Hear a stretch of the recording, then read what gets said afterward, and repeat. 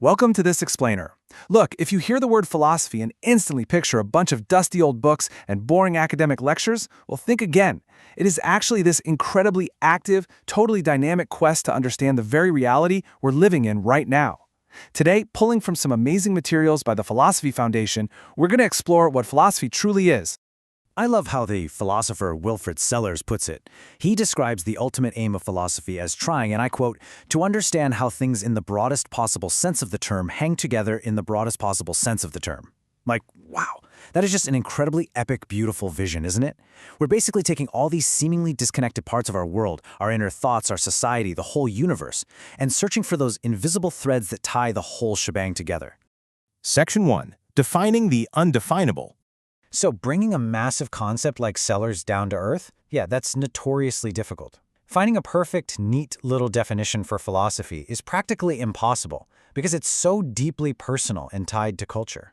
But here's why this actually matters to you. Even without a rigid dictionary definition, philosophy is the very framework we use to structure our thoughts on the heaviest subjects out there. We're talking ethics, existence, time, meaning, and value.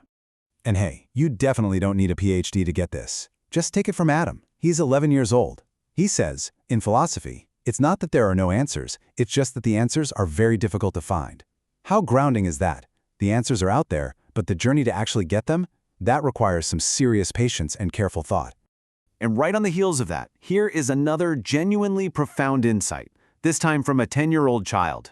Philosophy's not asking questions, it's understanding questions. Just think about that for a second. True, deep insight doesn't come from overcomplicating things. It requires this totally innocent, open mind to just peel back the layers of a question before you even dare to try and answer it.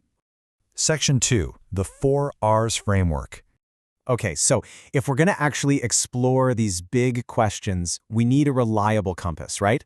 Well, according to the Philosophy Foundation, this involves the 4 R's. That's responsiveness, reflection, reason, and reevaluation. Now, don't think of this as just some static list. It's an active, moving cycle of critical thought. You respond to a problem you see in the world, you reflect on it deeply, you apply rigorous logic and reason to break it all down, and finally, you reevaluate your initial stance. It just keeps flowing. But why? Why do we put ourselves through this mental workout? Well, the ultimate goal here is to deepen our understanding. The hope is that by actively doing philosophy, we literally learn to think better, act more wisely, and actually improve the quality of all our lives. I mean, it's basically a highly practical toolkit for upgrading your everyday reality. Section 3. Exploring the big questions.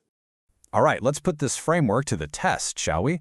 I'm going to hit you with a rapid-fire sequence of these incredible, unanswerable mysteries. First up, who should be in charge, and how should we decide? Think about how overwhelming yet totally awe-inspiring that inquiry is. I mean, it's literally the foundation of all human society. Next up, what is fairness? Seriously, we toss this word around every single day, from childhood playgrounds to international courtrooms. But pause for a second and ponder, what does fairness actually truly mean at its core? And building right on top of that, what is responsibility? As we travel deeper into human ethics, we kind of have to stop and ask ourselves what we owe to each other and, well, why we owe it in the first place. Or, you know what? We can step away from societal ethics entirely and just ask, what is beauty? And perhaps more importantly, who decides? It just goes to show how expansive and deeply personal philosophical inquiry can actually be. Then we run into the ultimate moral dilemma. Are some things absolutely wrong or right, or is it all just relative? I mean, how you answer this one single question completely changes how you view every other decision in the world.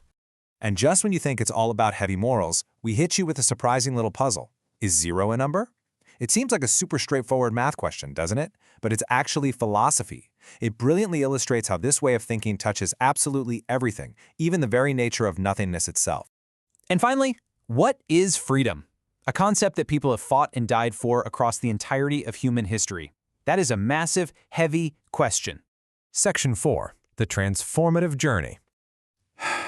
Okay, after all those rapid-fire questions, you might be feeling a little bit dizzy. But honestly, that dizziness, that is exactly the point. Quick, easy answers just don't exist in philosophy. But by actively using those 4 R's to explore things like ethics, time, and existence, the act of searching itself becomes the transformative destination. It's the process that brings real, practical meaning to our lives. So as we wrap up this explainer, I want to leave you staring into your own sweeping landscape of the mind with this. Are people of equal value? And would you like to live forever if you could? Use your 4 R's on those today. I really hope this journey has sparked your curiosity and equipped you to think just a little bit more deeply. Keep questioning and keep exploring.